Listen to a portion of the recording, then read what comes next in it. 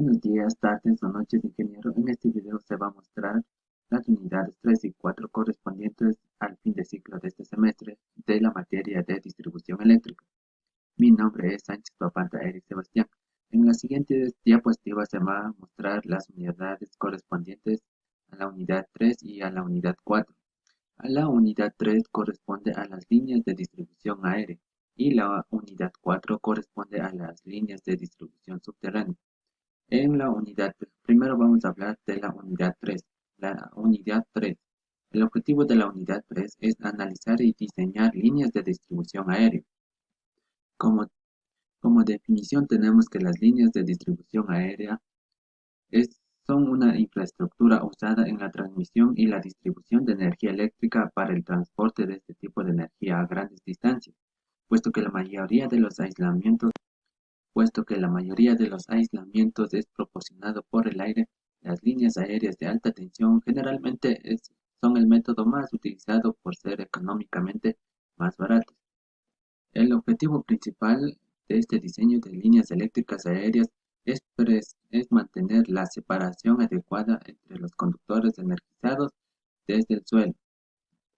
Hoy en día las líneas aéreas se usan de forma rutinaria para voltajes superiores a los 760 kilovoltios entre conductores e incluso es posible que en algunos casos sea mayores la tensión. En los materiales más utilizados para las líneas de distribución aérea tenemos el aluminio y el cobre, porque son materiales altamente conductivos. Para las líneas de distribución se utilizan los cables de aluminio de acero para media tensión, cuya finalidad es la transmisión aérea de energía eléctrica. Como dije anteriormente, los materiales más utilizados son el aluminio y el cobre, en el cual se destaca el cobre por facilidad económica, ya que sus costos son muy bajos con respecto al material del cobre. El aluminio. El aluminio es el material que se ha impuesto como conductor de líneas aéreas, siendo superadas las desventajas que se le notaban respecto al cobre. Además, ayudado por un precio sensiblemente menor y por las ventajas del menor peso para dar igual capacidad de transporte.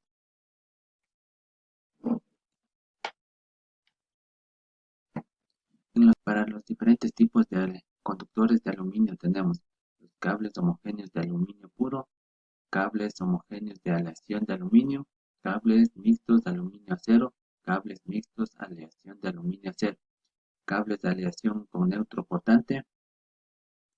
Para los cables homogéneos de aluminio, abreviado AAC, se reduce muy rápidamente con la presentación de impurezas en el metal. Lo mismo ocurre con el cobre. Por lo tanto, para la fabricación de estos tipos de conductores se utiliza metales con un tipo no inferior al 97% de condiciones, que también aseguran resistencia y protección de la corrosión. Para los conductores mixtos de aluminio-acero, abreviado el ACSR, estos cables se componen de un alma de acero galvanizado recubierto de una o varias capas de aluminio.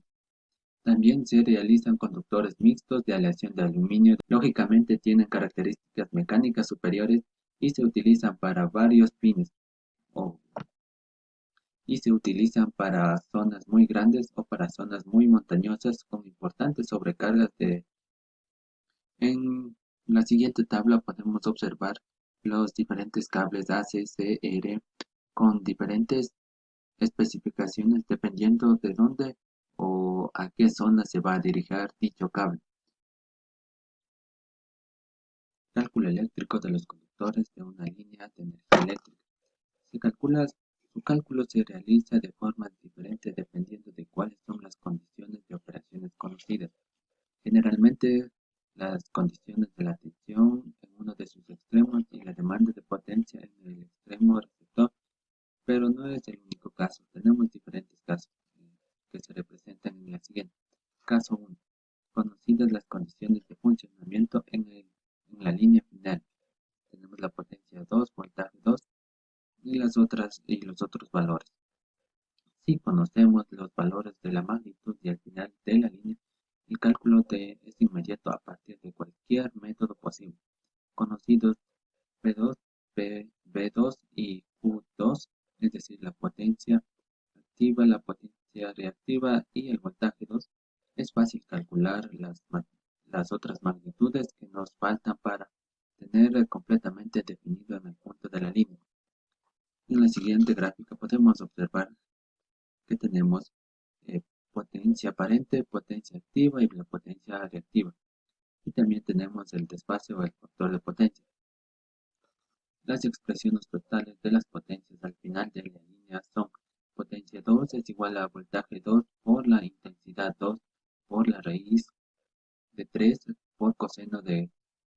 Y también tenemos la potencia reactiva, que es similar a la potencia activa, pero en vez del coseno de pi tenemos el seno de pi. Para la potencia aparente tenemos la potencia 2 más la potencia reactiva 2 imaginaria, que para la potencia aparente tenemos la potencia activa 2 más la potencia reactiva 2, que esto también es igual al voltaje 2 por la intensidad 2 por la raíz de 3. Y la última que nos queda es la intensidad 2. Se obtiene fácilmente aplicando la siguiente expresión, que es: la corriente 2 es igual a la potencia activa 2 sobre la raíz de 3 por el voltaje 2 por el coseno de pi. Esto multiplicado por el coseno de pi 2 y aplicando finalmente las ecuaciones del método de las constantes auxiliares, conocidos los valores al inicio de la línea, hallaremos la tensión y la intensidad final de esta. Conocidas también las intensidades y la tensión al final de la línea, tenemos que hallar las siguientes expresiones, que son la corriente 2 de la línea, que es igual a la corriente de la fase, y la tensión 2 de la línea, que es igual a voltaje de la fase por la raíz de 3. Y ahora que ya tenemos todos los datos, o también conocidos los parámetros necesarios, podemos calcular las siguientes expresiones de potencia.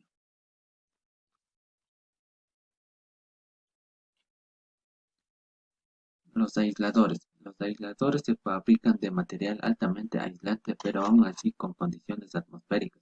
Por ejemplo, la lluvia, nieve, heladas, o mediante ambientales, como son los contaminantes de zonas industriales. Es necesario incorporar aisladores que aíslen a los conductores que transportan la energía eléctrica. El tamaño de estos aisladores depende del valor de la tensión de la. Si recordamos que en condiciones normales, por cada 1000 voltios, los electrones son capaces de saltar a través del aire una distancia aproximadamente de 1 centímetro. Así, cuando mayor sea la potencia de la línea, mayor será el tamaño de sus aisladores.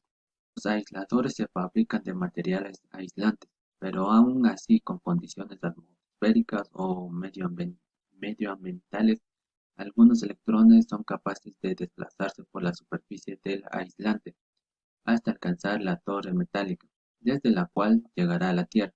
La fórmula para determinar el efecto aislador por kilómetro de fase será dada por la siguiente conductancia general.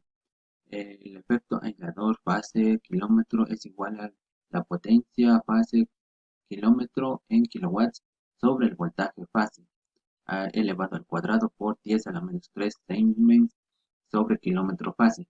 Y para tener la conductancia general o la conductancia total es igual a la conductancia fase kilómetro por la longitud del número de fases, y esto dado en Siemens.